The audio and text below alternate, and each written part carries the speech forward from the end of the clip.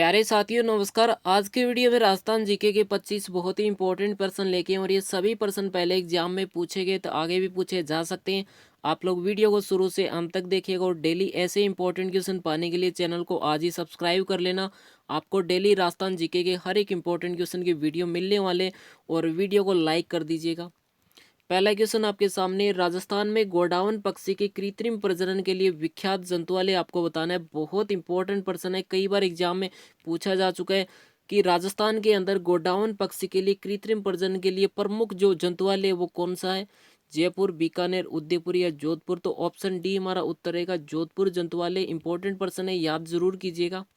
अगर आपसे पूछा जाए कि जोधपुर जंतुवाले की स्थापना कब की, तो इसकी स्थापना 1936 में हुई थी और ये गोडाउन के प्रजनन के लिए सबसे ज्यादा फेमस है।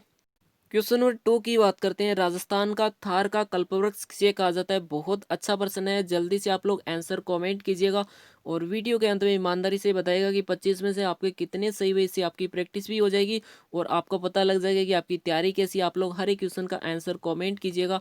तो थार का कल्पवृक्ष है वो खेजड़ी को कहा जाता है। ऑप्शन डी हमारा उत्तर रहेगा। ठीक है, 1983 में इसे राजस्थान राज्य का राज्य वृक्ष घोषित किया गया। कब किया गया? 1983 में। और ये पेड़ चारा देता है जिसे लूंग कहते हैं और इसका फूल है उसे मिंजर कहा जाता है। उसके अलावा इसका जो फल है वो सांगरी होता है और जिसकी सब्जी बनाई जाती है। ठीक है, और ये फल सूखने पे खोखा कहलाता है जिसे हम लोग सूखा मेवा भी कहते हैं। तो ये जो शब्द है इनको याद कर लेना, क्योंकि इसको रिलेट करके आपको ऑप्शन में दे के प्रश्न भी पूछा जा सकता है। ठीक है, और इसकी लकड़ी बहुत मजबूत होती है जो किसान के लिए जलाने में काम आती है। उसके अलावा फर्नीचर में ये काम आती है। ठीक है, इसकी जड़ से हल बनता है। ठीक है, हल जिससे फसल जोती जाती है। उसके अलावा अकाल के समय रेगिस्तान के आदमी और जानवरों के लिए एकमात्र सहारा है। क्वेश्चन नंबर 3 की बात करते हैं, पश्चिमी राजस्थान का सबसे अधिक बाढ़ग्रस्त जिला आपको बताना है। पश्चिमी राजस्थान में सबसे अधिक बाढ़ से ग्रस्त जिला कौन सा है। जैसलमेर, बांसवाड़ा, बाड़मेर या चूरू। जल्दी से आप लोग आंसर कमेंट कीजिएगा। तो यहाँ पे ऑप्शन सी हमारा उत्तर रहेगा, बाड़मेर जिला है। क्वेश्चन नंबर 4 की बात करते हैं, राजस्थान का क्षेत्रफल की दृष्टि से सबसे बड़ा जिला कौन सा है। ठीक है, तो आपको बताना है कि क्षेत्रफल के आधार पे सबसे बड़ा जिला कौन सा है। जल्दी से आप लोग आंसर कमेंट कीजिएगा, क्योंकि यह प्रश्न बहुत बार एग्जाम में रिपीट हो चुका है। तो यहाँ पे ऑप्शन ए हमारा उत्तर रहेगा, जैसलमेर, जो कि क्षेत्रफल की दृष्टि से नंबर 1 पे आता है राजस्थान में। ठीक है, तो राजस्थान का सबसे बड़ा जिला जो है जैसलमेर है क्षेत्रफल के आधार पे। और उसके अलावा जैसलमेर का क्षेत्रफल अगर आपसे पूछा जाए तो 38,401 वर्ग किलोमीटर है। और सबसे बड़ा जनसंख्या के आधार पे जिला कौन सा है, तो वो जयपुर है। ठीक है, और सबसे कम क्षेत्रफल वाला जिला कौन सा है, तो वो है धौलपुर, क्योंकि इसका जो क्षेत्रफल है सबसे कम है 3,034 वर्ग किलोमीटर। क्वेश्चन नंबर 5 की बात करते हैं, राजस्थान के किस जिले की सीमा पंजाब से नहीं लगती। आपको बताना है इन चारों में से कि राजस्थान के कौन से जिले की सीमा पंजाब से नहीं लगती। गंगानगर की भी लगती है, हनुमानगढ़ की भी लगती है, बीकानेर की नहीं लगती। तो यहाँ पे ऑप्शन सी हमारा उत्तर रहेगा। थोड़ा डिटेल में देख लेते हैं कि कुल कितनी सीमा लगती है। तो 89 किलोमीटर सीमा लगती है पंजाब से। राजस्थान के 2 जिलों की सीमा पंजाब से लगती है, जो गंगानगर और हनुमानगढ़ है। और पंजाब के भी 2 जिले राजस्थान को टच करते हैं, जिनका नाम है फाजिल्का और मुक्तसर। अगर आपके पंजाब के जिलों के नाम से पूछा जाए तो ये भी याद कर लेना। ठीक है, क्योंकि ये राजस्थान से टच होते हैं। उसके अलावा राजस्थान के कौन से जिले, गंगानगर और हनुमानगढ़ है। ठीक है, अगर पूछा जाए कि सबसे ज्यादा जो सीमा है वो गंगानगर या हनुमानगढ़ में किससे लगती है, तो आप देख सकते हैं कि पंजाब की जो सीमा क्षेत्रफल में सबसे बड़ा जिला गंगानगर है और सबसे छोटा जिला हनुमानगढ़ है। और सबसे ज्यादा सीमा किससे लगती है, तो गंगानगर से लगती है और सबसे कम लगती है हनुमानगढ़ से। क्वेश्चन नंबर 6 की बात करते हैं, राजस्थान में आकल गांव प्रसिद्ध। आपको बताना है कि आकल गांव जो है किस लिए प्रसिद्ध है, क्या वजह है। जीवाश्म पारक हेतु या पूर्णतः वनस्पति रहित हेतु या फिर भीड़ हेतु या सेम प्रभावित होने के कारण। तो यानी जीवाश्म पार्क बहुत ज्यादा फेमस है आकल गांव का। तो ऑप्शन ए हमारा उत्तर रहेगा। ये प्रश्न कई बार पूछा भी गया है। ठीक है, राजस्थान का एकमात्र जीवाश्म जो पार्क है वो कहाँ पे है, जैसलमेर के अंदर है। ये याद कर लेना, पूछा गया है प्रश्न। क्वेश्चन नंबर 7 की बात करते हैं, राजस्थान में गजनेर अभ्यारण्य कहाँ पे है? आपको बताना है राजस्थान के अंदर गजनेर अभ्यारण्य कौन से जिले में, बीकानेर, उदयपुर, राजसमंद या जोधपुर। तो यहाँ पे ऑप्शन ए हमारा उत्तर रहेगा, बीकानेर जिले में। ठीक है, गजनेर बीकानेर से लगभग 20 मील दक्षिण पश्चिम में बसा हुआ ये महाराजा गज सिंह के समय आबाद हुआ था और बीकानेर राज्य के प्रसिद्ध तालाब गजनेर के नाम से इसकी प्रसिद्धि है और वर्तमान में ये एक पर्यटन स्थल है जहाँ पे एक वन्य जीव अभ्यारण्य भी स्थित है। ठीक है, क्वेश्चन नंबर 8 की बात करते हैं। भारत में बाघ परियोजना कार्यक्रम के सूत्रधार किसे माना जाता है? बहुत इंपॉर्टेंट पर्सन है, कई बार एग्जाम में पूछा भी गया है कि भारत के अंदर जो बाघ परियोजना कार्यक्रम शुरू किया गया था उसके सूत्रधार किसे माना जाता है? तो यहाँ पे ऑप्शन बी हमारा उत्तर रहेगा कैलाश सांकला को। थोड़ा डिटेल में बात करते हैं। कैलाश सांकला दिल्ली जूलॉजिकल पार्क के निदेशक व राजस्थान के चीफ वन्य जीव वार्डन थे। ये पर्सन राजस्थान से जुड़ा हुआ है क्योंकि उस समय वो राजस्थान के चीफ वन्य जीव वार्डन थे और ये बाघों के संरक्षण के लिए काफी लोकप्रिय इन्हें माना जाता है। इन्हें भारत का टाइगर मैन भी कहा जाता है। ये पर्सन भी आपसे पूछा जा सकता है कि भारत का टाइगर मैन किसे कहा जाता है। उसके अलावा 1973 में भारत में स्थापित एक संरक्षक कार्यक्रम प्रोजेक्ट टाइगर के गठन में शामिल था। ठीक है, तो इसको भी याद कर लेना, प्रोजेक्ट टाइगर जो कि 1973 में। ठीक है, तो यहाँ पे कुछ इंपॉर्टेंट पर्सन बनते हैं। क्वेश्चन नंबर 9 की बात करते हैं। राजस्थान में कौन सा अभ्यारण्य जंगली मुर्गों के लिए विख्यात है? बहुत इंपॉर्टेंट पर्सन है, ये पर्सन भी कई बार पूछा गया है कि राजस्थान के अंदर जंगली मुर्गों के लिए विख्यात कौन सा अभ्यारण्य है। ठीक है, तो यहाँ पे ऑप्शन बी हमारा उत्तर रहेगा माउंट आबू। क्वेश्चन नंबर 10 की बात करते हैं। मारवाड़ का अमृत सरोवर कहलाता है, बहुत अच्छा पर्सन है, ये पर्सन भी कई बार पूछा गया कि मारवाड़ का अमृत सरोवर कौन सा कहलाता है। ठीक है, मेजा बांध, इंदिरा गांधी नहर या जवाई बांध या नेहरा बांध।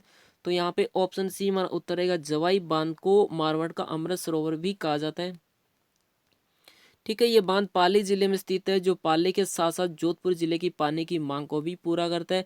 इसका निर्माण जोधपुर रियासत के महाराजा उमेश सिंह ने करवाया था। यहाँ पे अच्छा प्रश्न बनता है, इसका निर्माण किसने करवाया था, याद कीजिएगा। क्वेश्चन नंबर 11 की बात करते हैं। राजस्थान में सर्वाधिक वन किस जिले में? बहुत अच्छा प्रश्न है, कई बार पूछा गया, आपको बताना है कि सर्वाधिक वन कौन से जिले में, सबसे कम वन कौन से जिले में। तो सबसे ज्यादा वन है वो उदयपुर जिले में और सबसे कम वन है चूरू जिले में। ठीक है, थोड़ा डिटेल में देख लेते हैं कि भारत में सबसे पहले जो वन नीति 1894 में लागू हुई थी और स्वतंत्रता के बाद प्रथम वन नीति 1952 में लागू हुई। ठीक है, राजस्थान सरकार द्वारा 1953 में वन अधिनियम को लागू किया गया था। यह प्रश्न भी आपसे पूछा गया है। ठीक है, राजस्थान सरकार ने राज्य की पहली वन नीति 2010 में लागू की थी और वर्तमान समय में राज्य की कुल 9.57% यानी 32,736.64 वर्ग किलोमीटर में वन है, जो कि देश के कुल वन का 4.25% है। जो ये दिया गया है 9.57% है, जो कि कई बार एग्जाम में पूछा भी गया है, तो इसको भी याद कर लेना। ठीक है, अब बात करते हैं कि वनों की दृष्टि से राजस्थान का देश में कौन सा स्थान है। तो 9वां स्थान है, ये भी याद कीजिएगा। ठीक है, और राजस्थान में सबसे अधिक वन है वो उदयपुर में और सबसे कम है चूरू जिले में। ठीक है, तो इन दोनों की याद कर लेना, दोनों पर्सन पूछे गए। क्वेश्चन नंबर 12 की बात करते हैं। दुग्ध उत्पादन की दृष्टि से क्रांति आपको बतानी है कि दूध से कौन सी क्रांति जुड़ी हुई है।